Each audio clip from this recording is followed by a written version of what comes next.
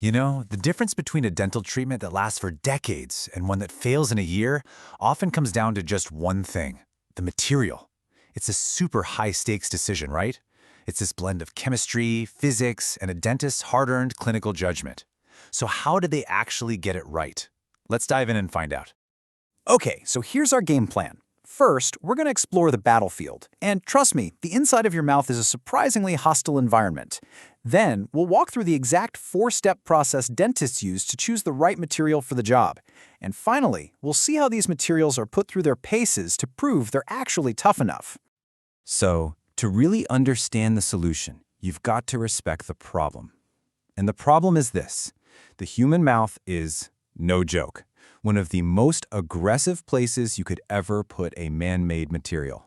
It is a constant, non-stop battle for survival in there. So what makes it so incredibly tough? Well, it's not just one thing. It's this perfect storm of extreme chemical changes, wild temperature swings, and intense mechanical forces, all happening at the same time.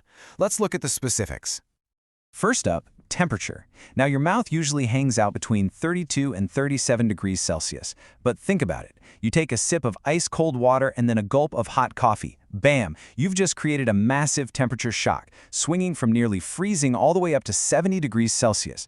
Any material has to handle that rapid expansion and contraction over and over without cracking. And then you've got the chemical assault.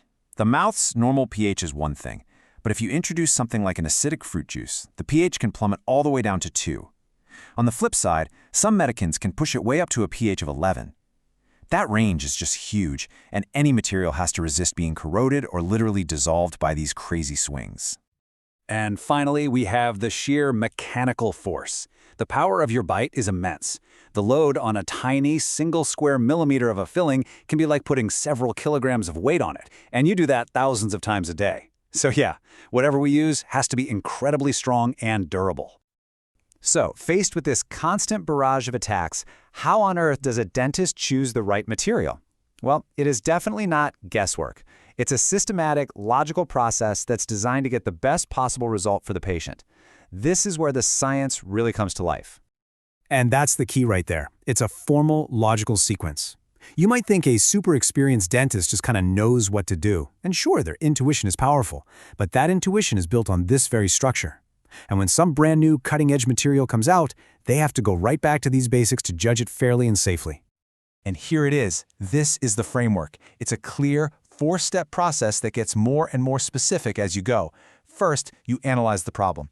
Second, you figure out the requirements for a good solution. Third, you look at the materials you actually have available. And finally, you make your choice. We're going to go through each one. All right, let's start with those first two steps. This is all about laying a solid foundation. You can't possibly pick the right answer until you've asked all the right questions and really defined what a win looks like. Step 1 is analysis. And this might seem totally obvious, but it's so critical. If you get the analysis wrong, you're pretty much setting yourself up for failure.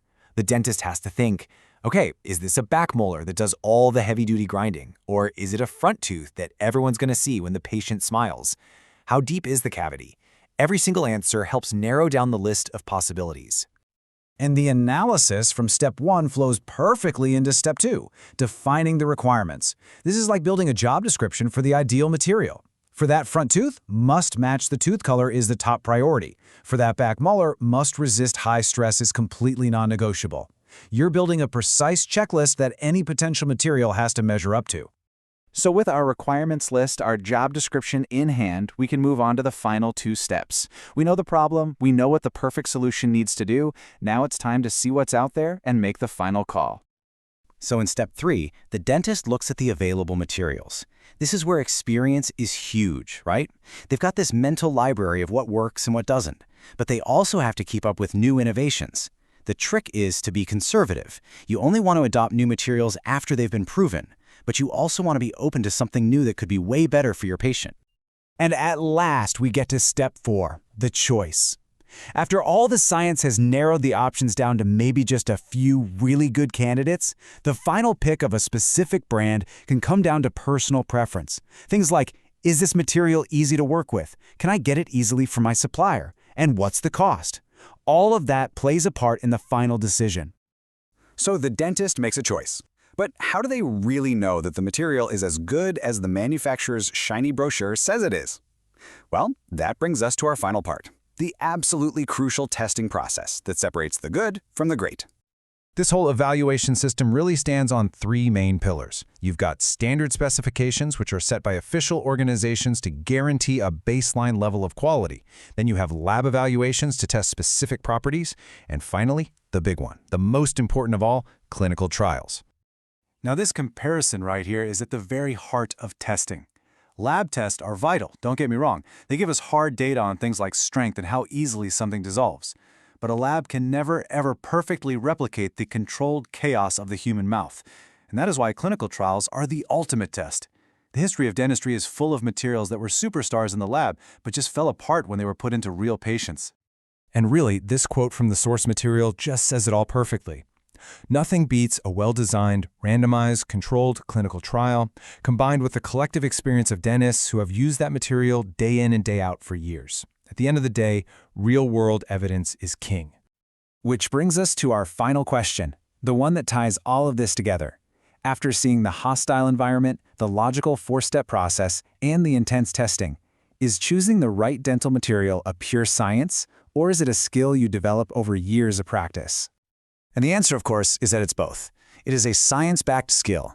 If there's one thing to take away from all this, it's that the best results happen right at that intersection, where a methodical, evidence-based process provides the solid foundation, and years of hands-on clinical experience provide the wisdom to pick the perfect material for each and every patient.